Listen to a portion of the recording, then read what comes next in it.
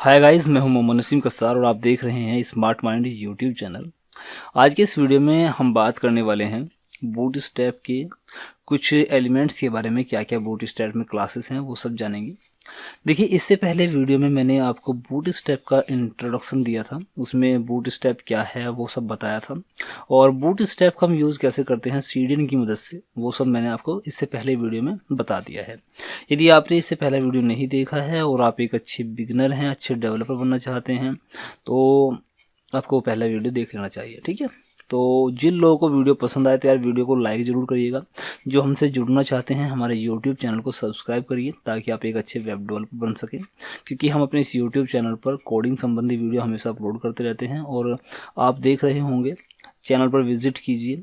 अब से पहले हमने HTML, CSS, जावास्क्रिप्ट के वीडियो ऑलरेडी अपलोड कर चुके हैं हम, और अब ये बूटस्ट्रैप चल रहा है। उसके बाद PHP, MySQL और जावा, C++, ये सभी आपके प्रोग्राम यहाँ पर आने वाले हैं। सभी के लेक्चर आएंगे। आपको यदि सीखना है अच्छे से तो चैनल को सब्सक्राइब करिए, हमारे साथ जुड़िए। ठीक है, तो चलिए अब देख लेते हैं कि बूटस्ट्रैप का हम यूज़ कैसे करेंगे विदाउट CDN। ठीक है, चलिए शुरू करते हैं। ये देखिए, अभी मैंने क्या किया था, यहाँ हेड टैग में मैंने यहाँ पर स्टाइल शीट मतलब CSS की फ़ाइल और जावास्क्रिप्ट की फ़ाइल मैंने यहाँ पर ऐड की थी, और उसके बाद मैंने आपको एक बटन बनाकर दिखाया था, और बटन बनाने के बाद CSS की मैंने यहाँ पे क्लास अप्लाई की थी एक। ठीक है, तो अभी हम क्या करेंगे, अब हम यहाँ से बूटस्ट्रैप की फाइल्स को डाउनलोड करेंगे। बूटस्ट्रैप की फ़ाइल कैसे डाउनलोड होगी वो देखिए। आपको करना क्या है, बूटस्ट्रैप की फ़ाइल डाउनलोड करने के लिए सबसे पहले देखिए यहाँ पे जो लिंक है, ये जहाँ से हमने पहले लिंक लिया था, यहाँ से इस लिंक को कॉपी कर लेना है, या फिर जो अभी आपने अपनी फ़ाइल में लगाया था वहाँ से कॉपी कर लीजिए, बात एक ही है। और यहाँ पर आपको पेस्ट कर लेना है एक न्यू टैब में, पेस्ट करके एंटर कर दीजिए। ठीक है, ये देखिए, ये जावास्क्रिप्ट की फ़ाइल में जो भी कुछ यहाँ इन्होंने कोडिंग कर रखी है, जो भी लिखा हुआ है वो सब आप यहाँ पे देख सकते हैं। ठीक है, अब इसको आपको सेव कर लेनी है। सेव आप किसी भी फोल्डर में कर लीजिए, बस आपको उसको एक्सेस करना आना चाहिए। अभी मैं देखिए यहाँ मेरा मई प्रोग्राम के नाम से फ़ोल्डर है, जिसमें से हमारी जो क्या नाम फाइल है, देखिए यहाँ पे बूटस्ट्रैप की पहले से फाइल पड़ी हुई है। इसको मैं डिलीट कर लेता हूँ, छोड़ देते हैं। ठीक है, एक काम करते हैं, दोबारा करते हैं इसको सेव करता हूँ मैं। तो इसका जो भी नाम है, ये jQuery डॉट ऐसा कुछ करके इसका नाम आ रहा है। मैं एक काम करता हूँ, इसका नाम यहाँ पर, चलिए जो भी है यार, इसको लेते हैं जो भी नाम है इसका। ठीक है, मैं इसको यहाँ मई प्रोग्राम में रखूँगा। ठीक है, इसको सेव कर लिया मैंने, ये हो गया jQuery। अब उसके बाद ये दूसरा लिंक है CSS का, यहाँ पे देखिएगा जो दूसरा लिंक है, ये गलत कर लिया मैंने, गलत जगह से उठा लिया लिंक मैंने, है ना, गलत कर लिया मैंने। यहाँ से ये नहीं यार, मुझको ये उठाना था। ये लिंक देखिए यहाँ पर है लिंक, तो चलिए इसको यहाँ से कॉपी करिएगा आप।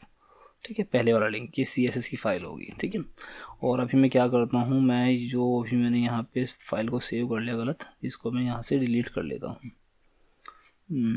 कहाँ गई फाइल, ये रहा jQuery, डिलीट कर लेते हैं यहाँ से। ठीक है, अभी हम इसको सेव करेंगे, Ctrl+S, और इसका नाम देखिए क्या है, jQuery min डॉट, गलत हो रहा है यार, कुछ तो है jQuery आ रहा है। चलिए दोबारा से करते हैं इनको, तो मुझे भी कंफ्यूज कर दिया। यहाँ से दोबारा कॉपी करेंगे। ठीक है, कॉपी करके और मैं इसको यहाँ पर न्यू टैब में ओपन करके यहाँ पर पेस्ट करके इसको एंटर कर लेता हूँ। ठीक है, इसको सेव कर लेते हैं। ये जावास्क्रिप्ट ये हो गई बूटस्ट्रैप की फ़ाइल। ठीक है, इसको मैं सेव कर लेता हूँ, बूटस्ट्रैप की फ़ाइल यहाँ से मैंने सेव कर ली। ठीक है, और अब एक काम करते हैं, अब दूसरा लिंक है ये वाला, ये जावास्क्रिप्ट का लिंक है, इसको यहाँ से कॉपी करके Ctrl+C से कॉपी कर लेते हैं, और उसके बाद यहीं पर मैं इसको पेस्ट कर लेता हूँ। अब इसको एंटर करता हूँ और दोबारा से इसको सेव करूँगा, तो ये आ गई बूटस्ट्रैप min.min, ये जावास्क्रिप्ट की फ़ाइल है। ठीक है, अभी देखिए मैं इसको सेव कर लेता हूँ एक बार। देखिए दोनों फाइलें सेव हो गई हैं। अब एक काम करेंगे, यहाँ पे आप ध्यान दीजिएगा, दोनों फाइलें यहाँ पर डाउनलोड होकर आ गई हैं। देखिए ये रहा bootstrap.min। ठीक है, एक तो ये है, ये इसका आइकन, ये देखिए ये आइकन कैसा है, और उसके बाद दूसरा ये देखिए bootstrap.min, ये जावास्क्रिप्ट है। ठीक है, अब देखिए दोनों फाइलों को कैसे इंक्लूड करेंगे वो ध्यान दीजिएगा। अभी देखिए मैं आपको दिखाता हूँ, यहाँ से मैं क्या करूँगा, जो मैंने CDN लिया हुआ था मैं यहाँ से इसको हटा देता हूँ। जावास्क्रिप्ट का ये वाला है, इसको यहाँ से हटा लेते हैं। और ये वाला लिंक है, ये वाला, ये CSS का लिंक है, इसको यहाँ से हटा लेते हैं। अब इसको सेव करके पेज को अगर मैं रिफ्रेश करूँ, ये वाला जो इफेक्ट आपने पहला वीडियो में देखा था, अब मैं इसको रिफ्रेश करूँगा तो देखिए नॉर्मल बटन यहाँ पे आ गया, क्योंकि हमने जो लिंक थे वो यहाँ से हटा दिए हैं। जो क्लास हमने एक्सेस की थी वो सब यहाँ से हट गई है।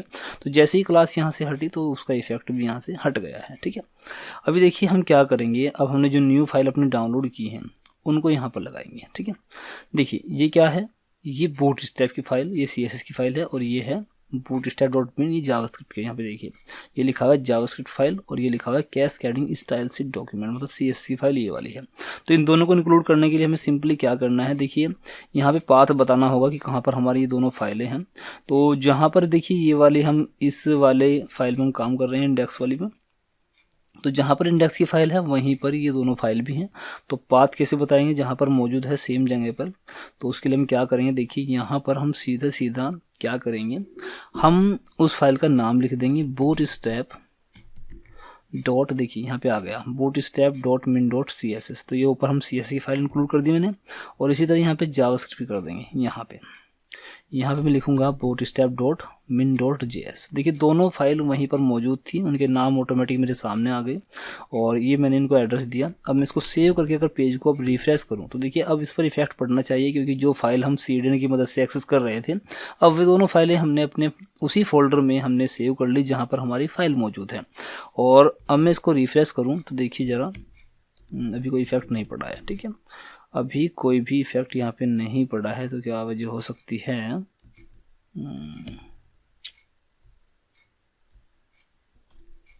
चलिए एक काम करते हैं, हमने पहले CDN लगाए हुए थे, तो यहाँ पर CDN की कुछ यहाँ पे टाइप्स लिखे हुए हैं, कुछ यहाँ पर एट्रीब्यूट लिखे हुए हैं, इनको एक काम करते हैं यहाँ से हटा लेते हैं। ठीक है, ये मैंने यहाँ पे देखिए ये ख़त्म कर दिया, और इसी तरह से मैं यहाँ से इसको भी हटा देता हूँ।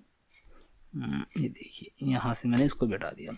अब देखिए यहाँ पे क्या रह गया, यहाँ पे केवल और केवल जावास्क्रिप्ट का सोर्स रह गया, और यहाँ पे इसी तरह से स्टाइल शीट इंक्लूड हो गई। अब इसको मैं सेव करके पेज को रिफ्रेश करूँ देखिए तो जैसे ही मैं रिफ्रेश कर रहा हूँ तो ये प्रॉपर तरीके से हमारी फाइलें इंक्लूड हो गई हैं। ठीक है, चलिए अब एक काम करते हैं, अब आपको ये तो पता लग गया कि आप बिना CDN के कैसे फाइलों को डाउनलोड करेंगे, और डाउनलोड करने के बाद किस तरह से आपको अपने उस डॉक्यूमेंट में जो भी आप वेबसाइट बना रहे हैं उसमें कैसे आपको इंक्लूड करना है। ठीक है, ये समझ में आ गया है। अब चलिए आगे अब हम शुरू करते हैं कि बूटस्ट्रैप की क्लास किस किस तरह की बनाई गई है, किस किस HTML एलिमेंट के लिए बनाई गई है। ठीक है, तो यहाँ से हम शुरू करते हैं। आज का पहला वीडियो है हमारा इसके टॉपिक के संबंधी। देखिए सबसे पहले हमने क्या बताया, यहाँ पे ध्यान दीजिए आप, ये है सबसे पहला कंटेनर। कंटेनर क्या होता है, जो हमारी वेबसाइट को कंटेन करता है, मतलब कुल मिलाकर जिसमें हम सभी अपने HTML एलिमेंट को ऐड करेंगे उसको बोलते हैं हम कंटेनर। ठीक है, चलिए सबसे पहले ध्यान दीजिए, container are use to pad the content inside of them and there are 2 container classes available. मतलब कंटेनर की 2 क्लासेस होती हैं। सबसे पहली क्लास होती है dot container. The dot container class provides a responsive fix width container. मतलब जो डॉट कंटेनर होता है ये आपको एक फिक्स विद का कंटेनर प्रोवाइड करती है, और ये एक रेस्पॉन्सिव होता है, मतलब जो जिस भी डिवाइस में आप अपनी वेबसाइट को ओपन करेंगे उस डिवाइस की विद के हिसाब से ये आपकी वेबसाइट को रेस्पॉन्सिव बनाता है। ठीक है, फिर उसके बाद dot container fluid class provide a full width container और spanning the entire width of the viewport. मतलब यहाँ पे नीचे देखिए आप यहाँ पे fix container use the dot container place of create a responsive fix width container. देखिए 2 तरह के कंटेनर होते हैं, ये आपको ये जो मैंने यहाँ पे थ्योरी लिखी हुई है इससे अच्छा है कि आप यहाँ पे देख के समझ लीजिए। देखिए मान लीजिए जो यहाँ पे ब्लैक बॉर्डर है और यहाँ पे ये ब्लैक बॉर्डर खत्म हो रहा है, ये एक पूरे किसी मोबाइल की या फिर किसी डेस्कटॉप की पूरी विड्थ है।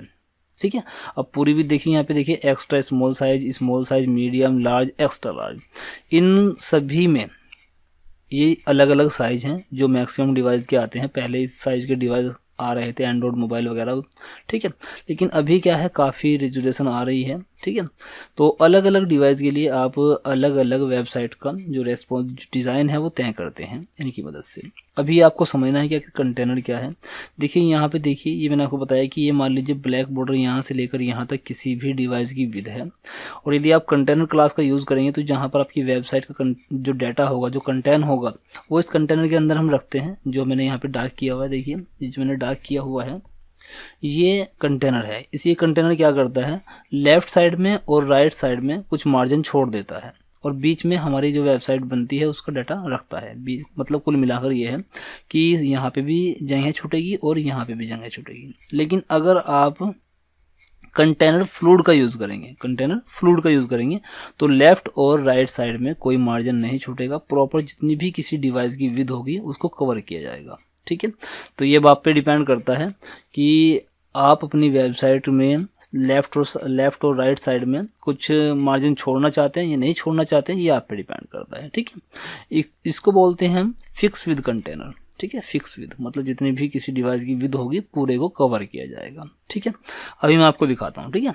चलिए यहाँ पे देखिएगा, मैंने यहाँ पे बटन बनाया था, मैं इसको यहाँ से हटा लेता हूँ, Ctrl X से कट कर लिया, ठीक है। अभी मैं यहाँ पे क्या करूँगा, यहाँ पे डिव बनाऊँगा, डिव और यहाँ पर मैं लिखूँगा कंटेनर, डिव डॉट कंटेनर। इससे क्या होगा, जो कंटेनर क्लास है वो यहाँ पे एक्सेस हो जाएगी।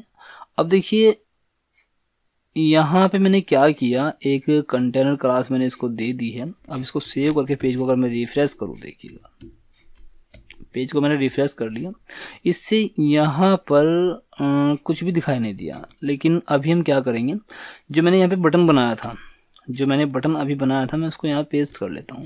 पहले आपने देखा जो बटन था वो यहाँ पे आ रहा था, कोई भी जगह यहाँ साइड में नहीं छूट रही थी, ना ऊपर कोई जगह थी और ना ही लेफ़्ट साइड में। अभी मैं इसको रिफ्रेश करूँ तो देखिए लेफ़्ट साइड में कुछ जगह छूट गई है, यहाँ पे आप देख सकते हैं लेफ़्ट साइड में कुछ जगह छूट गई है। और यदि मैं यहाँ पर एक काम करता हूँ, एक क्लास पहले से बूटस्ट्रैप में है बीजी कलर, बैकग्राउंड कलर, तो मैं यहाँ पे बीजी और यहाँ पे मैं मान लीजिए मैं डेंजर लिख देता हूँ, सेव करता हूँ और अब मैं इसको रिफ्रेश करता हूँ तो देखिए आप देखेंगे यहाँ पे क्या हो रहा है, इस पूरे जो ये देखिए यहाँ पे पूरे साइड को कवर किया जा रहा है, यहाँ से लेकर यहाँ तक इसको कवर किया गया है। और अगर मैं यहाँ पर इसकी क्लास को कंटेनर फ्लूइड कर दूँ, अब सेव करूँ और पेज को रिफ्रेश करूँ तो देखिए यहाँ पर एक प्रॉब्लम हो रही है। मैंने जो मेरी ये लैपटॉप की स्क्रीन है इसको मैंने काफ़ी जूम किया हुआ है क्रोम में। अब इसको ज़्यादा जूम करने की वजह से यहाँ पे इफेक्ट नहीं दिख पा रहा है। यहाँ पे लेफ़्ट में मार्जिन क्या है कुछ नहीं दिख रहा है। इसको देखिए थोड़ा जूम आउट कर लेता हूँ, ये देखिए मैंने इसको जूम आउट कर लिया और अभी भी और जूम आउट करना पड़ेगा। देखिए ध्यान से देखिएगा, अभी देखिए क्या किया हुआ है मैंने यहाँ पे कंटेनर फ्लूइड का यूज़ किया है। कंटेनर फ्लूइड का मतलब है आपकी पूरी जो रेजुलेशन है जितनी भी उसको पूरे को कवर अप किया जाएगा। लेकिन अगर मैं यहाँ से इसको हटा दूँ, केवल कंटेनर रखूँ और इसको सेव करके पेज को रिफ्रेश करूँ तो देखिए आपको रिजल्ट क्या मिलने वाला है। यहाँ देखिए लेफ़्ट साइड में मार्जिन दिया गया है और राइट साइड में भी यहाँ पे मार्जिन दिया गया है, ठीक है। यदि मैं जूम ज़्यादा करूँगा तो देखिए आप देख सकते हैं फिर इसमें जो बूटस्ट्रैप है यहाँ पर इसमें CSS लिखी गई है कि अगर जो रेजोल्यूशन ज़्यादा कम हो जाए तो वहाँ पर ये लेफ़्ट साइड में मार्जिन नहीं छोड़ता है, ठीक है। अभी देखिए मैं इसके कलर को चेंज कर लेता हूँ थोड़ा, यहाँ से मैं यहाँ पे लिखता हूँ सक्सेस, ठीक है, ये हो गया। और अब मैं इसको रिफ्रेश करूँ तो देखिए मैं माइनस थोड़ा जूम आउट कर लेता हूँ, इतना रखता हूँ, ठीक है। तो यहाँ पे आपको दिखता रहेगा कि आखिर क्या इफेक्ट हो रहा है। तो कंटेनर क्या है वो आपको समझ में आ गया है। अभी देखिए मान लीजिए मैं यहाँ पे कोई हेडिंग लिख लेता हूँ। मान लीजिए मैंने यहाँ पे एक H1 हेडिंग दी और मैं यहाँ पे लिखता हूँ this is uh H1 heading, ठीक है। सो यहाँ पे H1 हेडिंग ये लिख दिया, सेव किया, पेज को रिफ्रेश कर लेते हैं, ये देखिए ये हो गया। अब देखिए मैं एक चीज़ और करता हूँ, यहाँ पे आपको कंटेनर मैंने दिखाया कि ये कंटेनर किस तरह काम करेगा। अब एक कंटेनर मैं और बना लेता हूँ, मैं यहाँ पे लिखता हूँ div डॉट कंटेनर फ्लूइड, ये लिख दिया। अब देखिए यहाँ पर मैं कंटेनर फ्लूइड में एक H1 यहाँ पे भी ऐड कर लेता हूँ, H1 और टैग करूँगा यहाँ पे this is second heading, second H1 heading कर लेते हैं, H1 हेडिंग, ओके। ये कर दिया। सेव करके पेज को रिफ्रेश करते हैं। अब देखिए थोड़ा मैं जूम आउट कर लेता हूँ इसको, ये थोड़ा जूम आउट किया, एक काम करते हैं थोड़ा प्लस कर लेते हैं ये। अब देखिए मैंने यहाँ पे कंटेनर फ्लूइड ले लिया और यहाँ पे मेरा क्या था, कंटेनर था। यहाँ पे कंटेनर और यहाँ पे कंटेनर फ्लूइड, लेकिन कंटेनर फ्लूइड क्या कर रहा है, ऊपरले वाले कंटेनर को साथ में काम कर रहा है। मैं जूम आउट कर रहा हूँ। यदि मैं देखिए इसको यहाँ से हटा दूँ, ये वाला कंटेनर, पहले वाला कंटेनर यहाँ से मैं हटा लेता हूँ, तब देखिए सेव करूँगा, पेज को रिफ्रेश करूँगा। अभी मैंने यहाँ पे कोई कलर नहीं दिया है, तो एक काम कर लेते हैं, यहाँ पे कलर दे लेते हैं बीजी डेंजर। ओके, ये ले लिया मैंने बीजी डेंजर। रिफ्रेश करूँगा तो देखिए पूरे विद को कवर अप किया हुआ है, पूरी विद को कवर अप किया हुआ है। तो ये है कंटेनर फ्लूइड और कंटेनर, दो क्लास हैं, बहुत अच्छी क्लास हैं, लेकिन आपको ध्यान रखना है जो कंटेनर फ्लूइड होता है वो डिवाइस की फुल विड्थ को कवर अप करता है, जबकि जो कंटेनर क्लास है उसमें लेफ्ट और राइट साइड में कुछ मार्जिन छूट जाता है। तो आपकी ज़रूरत के अनुसार आपको जो बेहतर लगे उसको यूज कर लीजिएगा। ठीक है।